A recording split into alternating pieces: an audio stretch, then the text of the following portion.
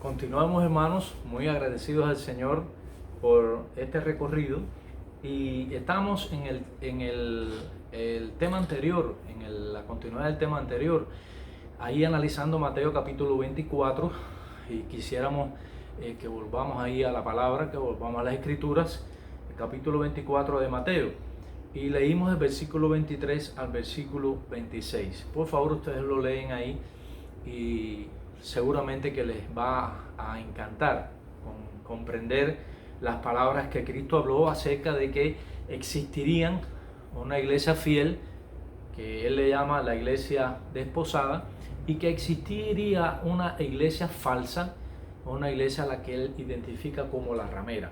Y esa iglesia en la ramera, nosotros en este recorrido escritural nos vamos a dar cuenta de cómo identificar esa iglesia ramera a través de los años y el impacto que habría en la historia de la humanidad y el impacto que traería también ese cristianismo fiel, esa iglesia desposada, porque indudablemente va a haber un final diferente para ambos, y lo que va a confundir, lo que iría a confundir a muchas personas, aún dice que si fuese posible engañaría a los fieles,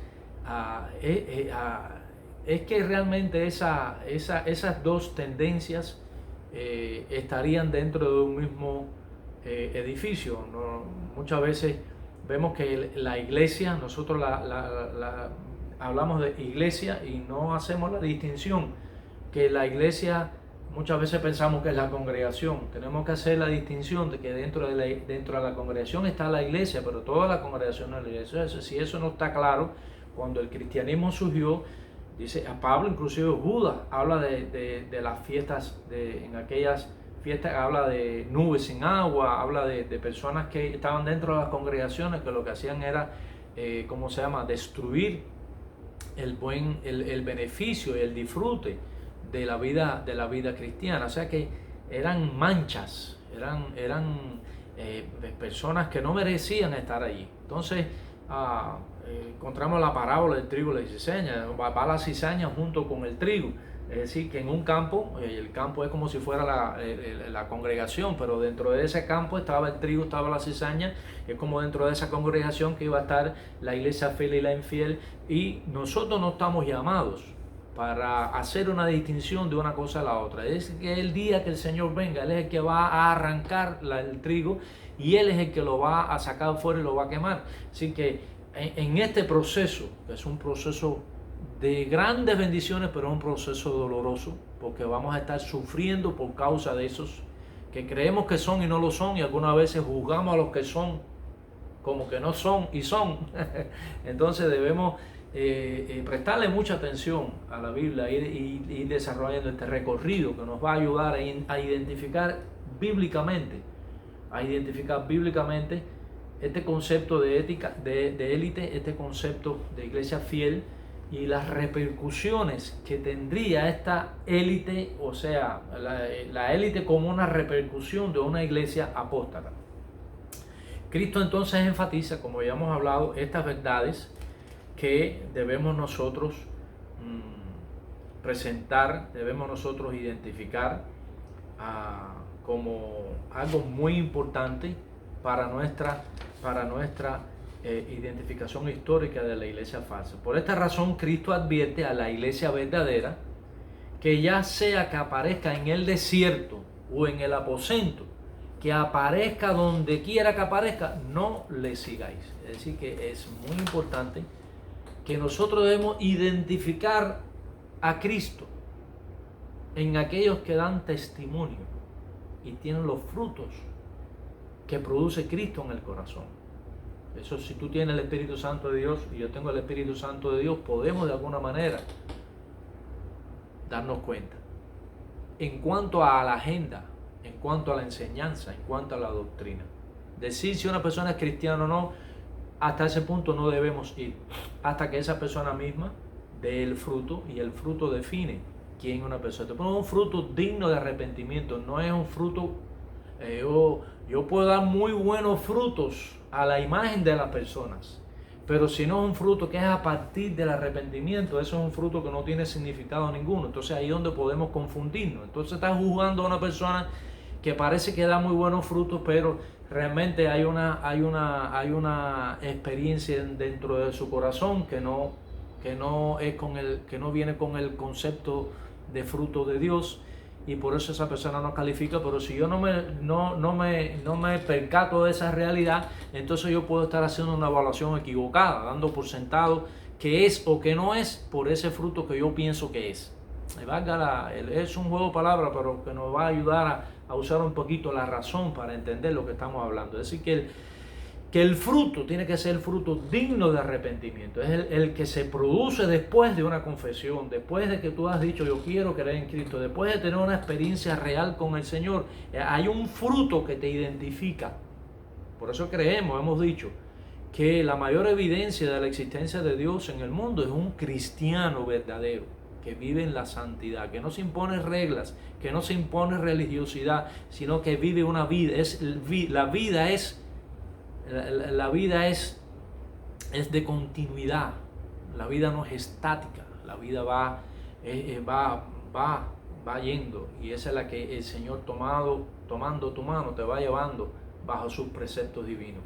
Es decir, a lo largo de la historia del cristianismo, desde el principio de la iglesia hasta ahora, han aparecido muchos movimientos alternativos encabezados por personas que han traído proyectos, mensajes, han trazado caminos para la humanidad, haciendo que tienen la respuesta y la solución para los problemas de la humanidad.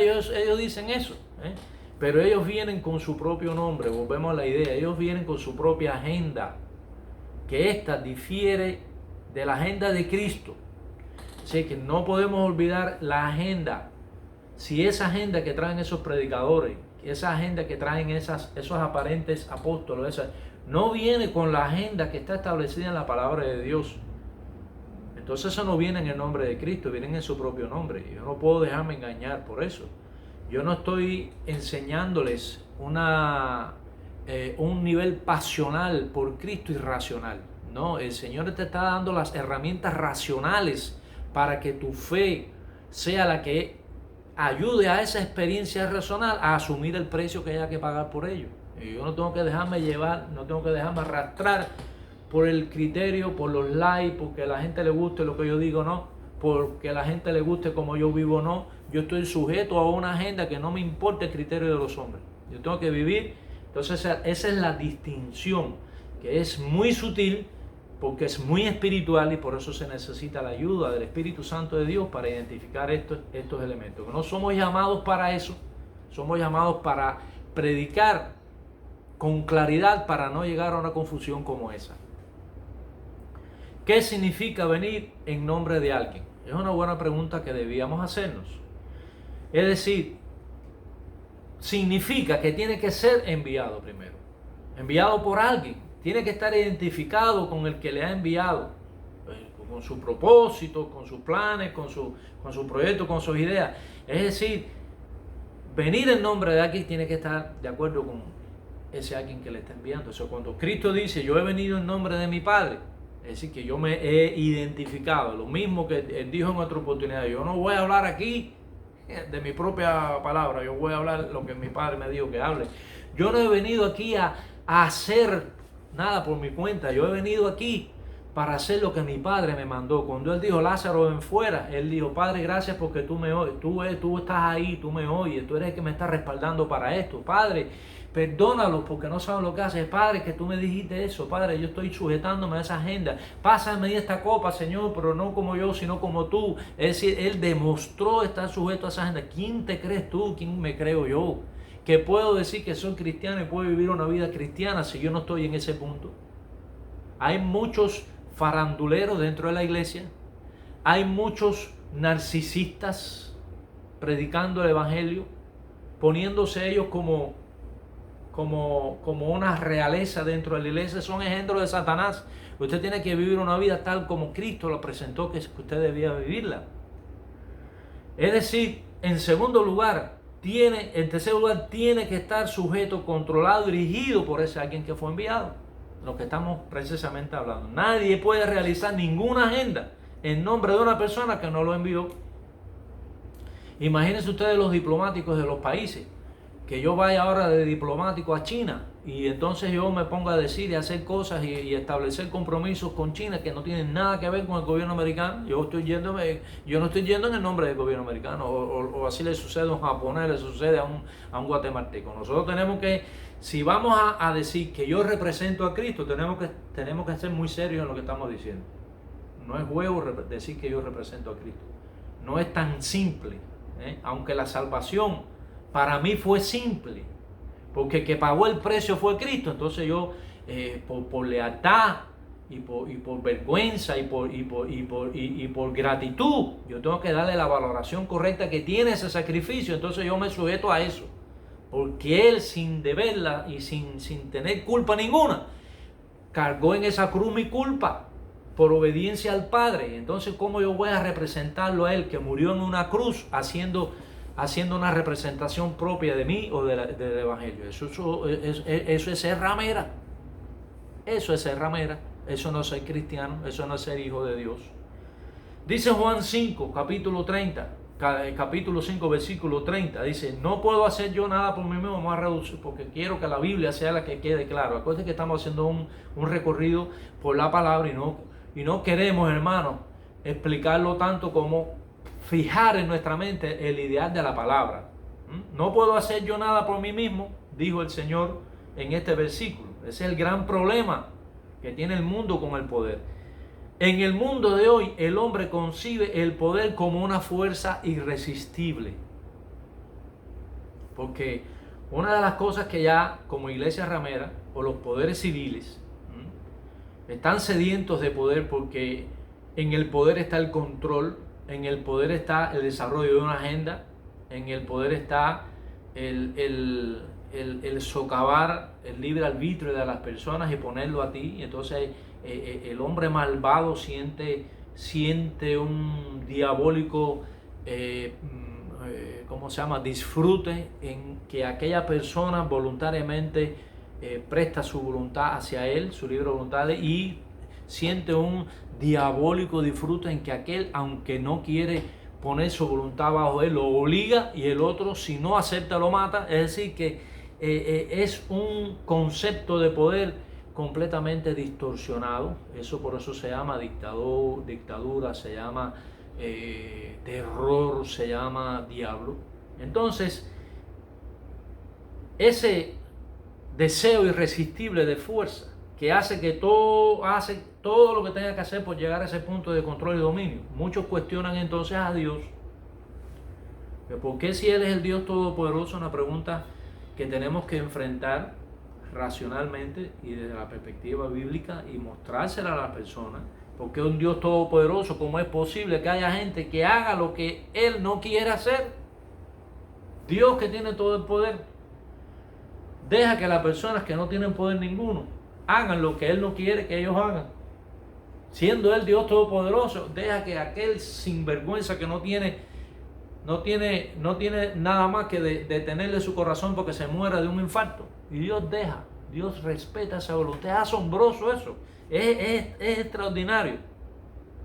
Como sucede así con la tiranía. Por eso sabemos, hermanos, que debemos estar enfocados en el Señor. Y hay una vieja ilustración que usó una vez un profesor. Dice que estaban congregados y en una clase de teología, y entonces hubo un joven que le preguntó: profesor, maestro, esta pregunta: ¿cómo es posible que Dios, que tiene todo el poder y puede hacer todo lo que quiere, no impide que las personas malas hagan lo que quieren? Él lo puede todo o no lo puede todo. ¿Es todopoderoso o no es todopoderoso? Pero si es todopoderoso, ¿cómo Él deja que esa persona hagan daño a los demás? Entonces el profesor entendió que era una pregunta muy seria. Entonces él llamó al muchacho al frente y le dijo: bueno, yo tengo aquí un cuchillo, yo te voy a dar ese cuchillo ahora. Tú lo pones en tu mano, lo agarras fuerte, extiendes esta mano y te corta la vena. ¿Tú puedes hacer eso? Entonces él le dijo: bueno, yo puedo, pero no puedo. O sea que él puede cortársela, pero no puede. A la vez no puede. ¿Por qué? Porque hay una cuestión que tiene que ver con la moral. Es decir, tienes el poder, pero no lo puedes hacer. ¿Por qué?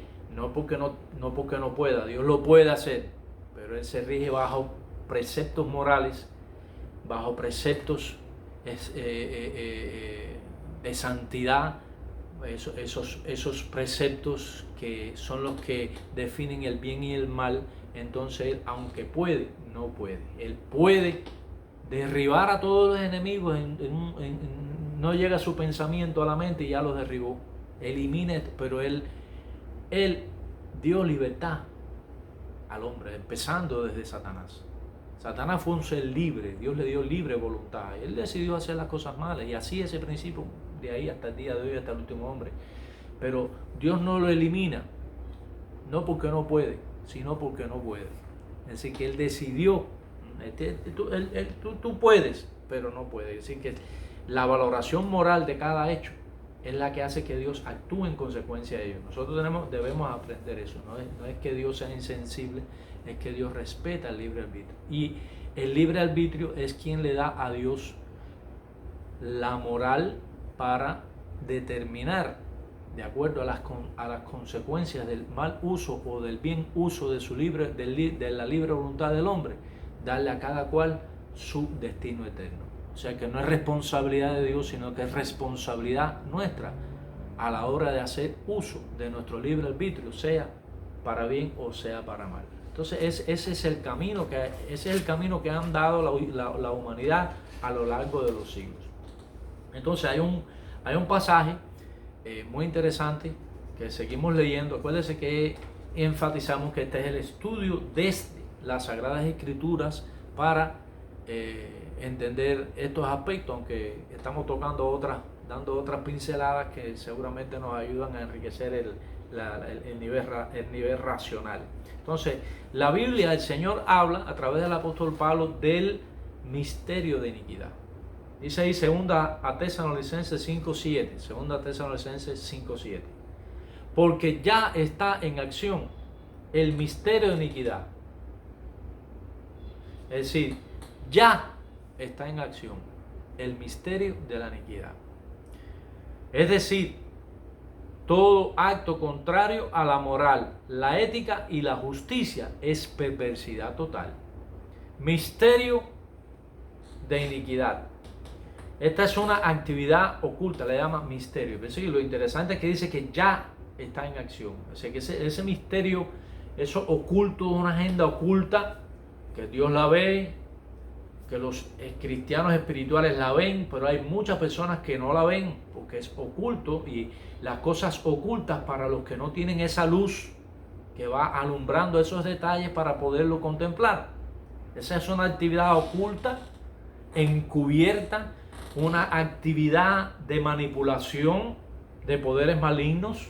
Eso es lo que ha ido como desarrollando en el tránsito de la historia humana, y lo estamos viendo hoy. Llegaremos a hoy en el recorrido y lo estamos observando hoy, y vamos a ir comprendiendo muy bien estos términos muy simples que la palabra de Dios enseña.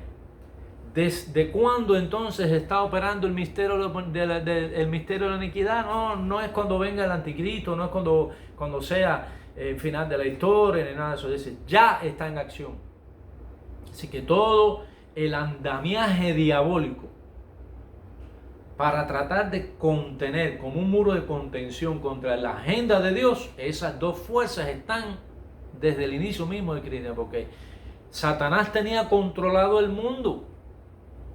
Cuando Cristo fue llevado a la tentación por Satanás al pináculo del templo, le dijo, todo esto te mostraré si postrado me adoraré, porque estos reinos a mí me fueron dados. Es decir, que Satanás tenía el monopolio del poder del mundo. Todos los reinos a él le fueron dados, y no estaba diciendo mentira. ¿Quién le dio los reinos de este mundo a Satanás? Se los dio a Adán en el huerto del Edén. Entonces vino Dios a arrebatarle, en el mismo reino de Satanás, le vino a arrebatar su prerrogativa, y estableció en el reino de Satanás, estableció su reino. Porque Dios nunca dejó de ser rey. y Dios nunca dejará de ser rey, y Él estableció los valores y los principios éticos morales del cielo, que es lo que gobierna su reino santo celestial. Él mismo, como Dios, negarle a Cristo su divinidad es negarte a ti la posibilidad del futuro. Eres un engañado, un hijo de Satanás. Negarle a Cristo su divinidad, el peso del sacrificio de Cristo en la cruz será demandado sobre tu cabeza. Negarle a Cristo su divinidad es hacerte hijo del infierno. Porque todo el beneficio del cielo para establecer una relación de vida eterna con el hombre, establecer la paz entre Dios y los hombres, lo hizo Cristo en la cruz. Y ese beneficio que vino a ser ofrecido por Cristo en la cruz, solo lo podía hacer Dios.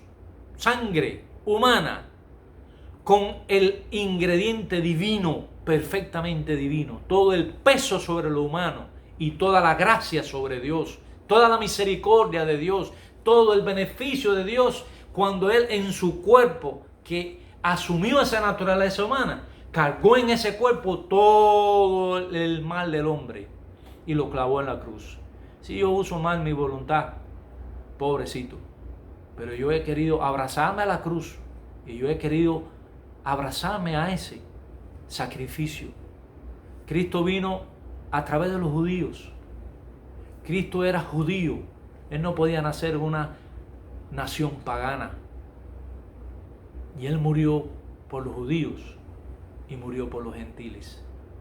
Si un judío cree que es mejor que los gentiles porque Cristo era judío, porque ellos son judíos, son mediocres. Y se están buscando la ira de Dios. Mire su historia para que usted vea todo lo que ellos han sufrido. Ellos no han sufrido por ser judíos, ellos han sufrido por ser rebeldes a Dios. Ellos han sufrido por negarle su corazón a Cristo como sufre el mundo entero. No por ser judío. Y si ellos hacen un mal uso de su privilegio de ser judío, Dios no tiene la culpa. Ellos son los que están echándole más leña a su propia hoguera. Y Cristo vino para liberarles a ellos del pecado, para liberarles a ellos del infierno. Cristo vino a darle la salvación a los judíos. Dice, por cuanto a los suyos vino, los suyos no lo recibieron, pero dentro de los que había allí que les recibieron, empezando por los apóstoles, dio la potestad de ser hechos hijos de Dios. Dice que ellos vieron la gloria del Hijo de Dios. Qué belleza. Entonces, hermanos, dice aquí que este proceso abarca a los apóstatas. Estos son los que llegarían a consumar una iglesia falsa, es decir, aquellos que están bajo ese espíritu de ese misterio de iniquidad. Ese es el acto desesperado del diablo, que comienza a establecer una iglesia paralela para seguir engañando a las naciones. Muchos que no leen la Biblia, pues entonces van a ser víctimas del engaño. Déjame decirte, mi hermano, mi amigo, mi apreciado y mi estimado que está escuchando esta reflexión, tu inteligencia nunca es más que la inteligencia de Satanás, porque es un poder maligno, muy poderoso.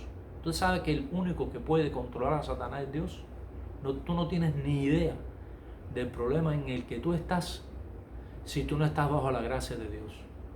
No bajo la gracia, ni bajo la cobertura de un pastor, ni nada de eso, ni de un apóstol. No creas estupidez. Usted tiene que estar bajo la gracia, bajo el manto de Dios, bajo el manto de Jesucristo, porque nuestro adversario es un león rugiente que viene a devorar, a matar, a destruir, y tiene un poder tan grande que tú no vas a poderlo enfrentar si no es detrás de la cruz de Cristo. Eso es lo que yo te invito, para que no seas parte de ese mundo perdido pagano, ni de una iglesia apóstata, ni de una iglesia que no sabe dónde está parada. Esto es un llamado a todos, cristianos, no cristianos. Dios nos está llamando a este recorrido por las Sagradas Escrituras, para que podamos encontrar en ella esa lámpara, podamos encontrar ese reflector que va más allá de nuestros pies. Y volvemos allí a Mateo capítulo 24, seguimos nuestro recorrido, Mateo capítulo 24, versículo 3.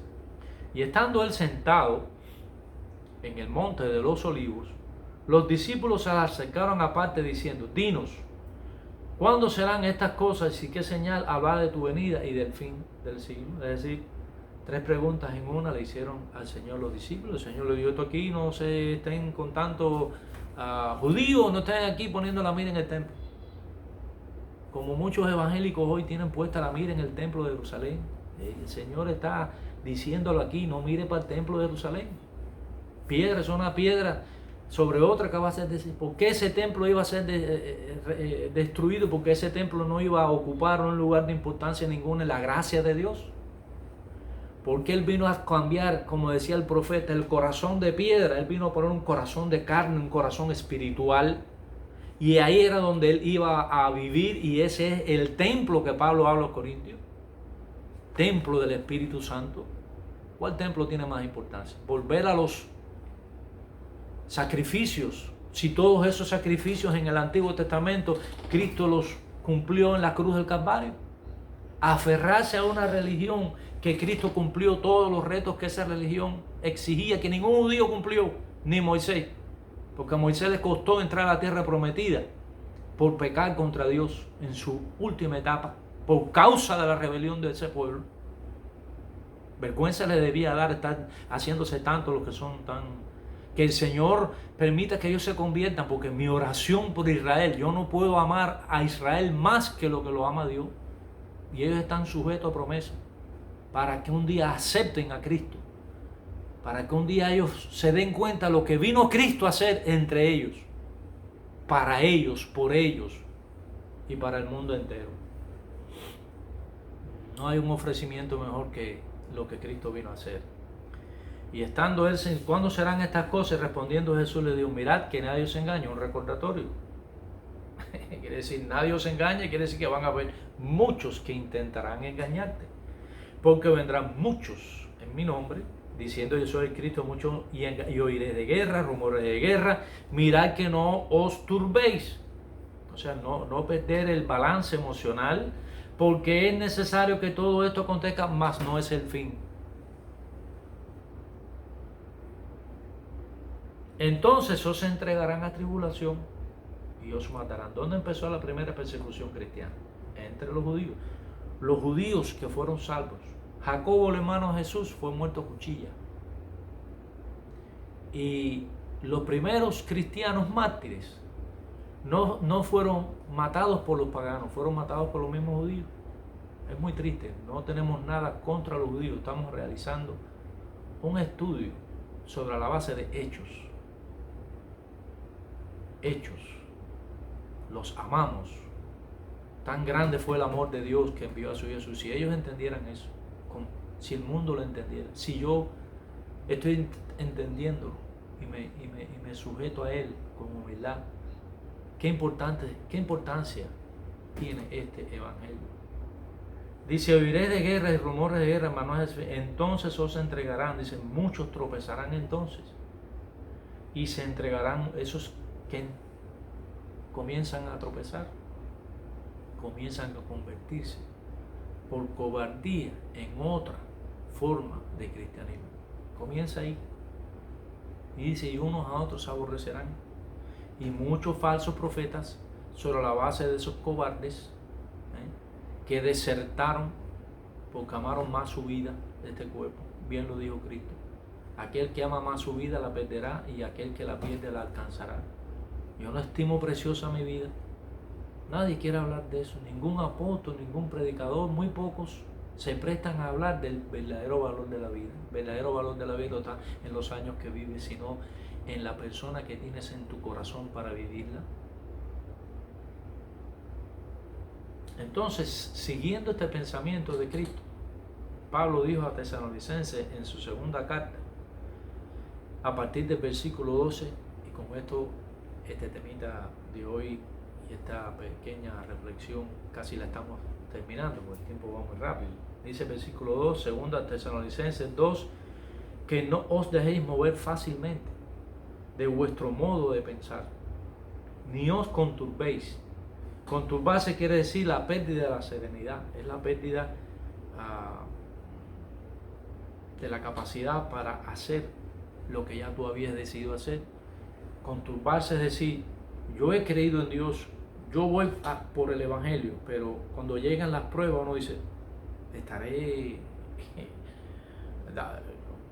podré seguir. Entonces eso es conturbarse.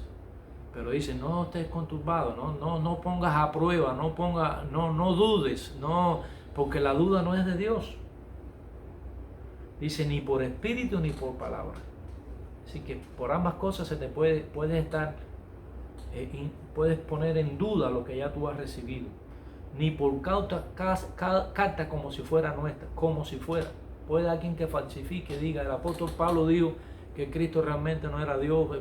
Cualquier barbaridad cualquiera puede haber dicho, sino ya lo que ustedes tienen, ya lo que ustedes aprendieron, ya lo que ustedes están viviendo, que eso sirva como acicate, ¿verdad? Dice, en cuanto a que el día del Señor está cerca, que no dudemos eso. Porque si nosotros dudamos que el Señor está cerca y nosotros dudamos a la segunda venida del Señor, entonces todas estas cosas nos van a mantener inseguros. Dice, nadie os engañe en ninguna manera, porque no vendrá sin que antes venga la apostasía y se manifieste el hombre de pecado, el hijo de perdición. Tremendo, ¿verdad? Ese versículo. Que Dios les bendiga y siempre disfruto mucho hacer este recorrido por la palabra de Dios. Hay un mundo muy cruel que está estableciendo proyectos y planes globales con la mira de controlar al hombre, y no importa los métodos, ni importa a quién se llevan por delante.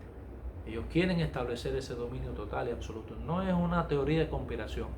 Siga conmigo en este recorrido y verá que la palabra de Dios define bien lo que hoy estamos viviendo. Que el Señor te bendiga y continuamos en este recorrido por la palabra del Señor, en esta cosmovisión que nos ayuda a entender cuál es nuestra función como cristianos en el mundo de hoy. Que Dios te bendiga.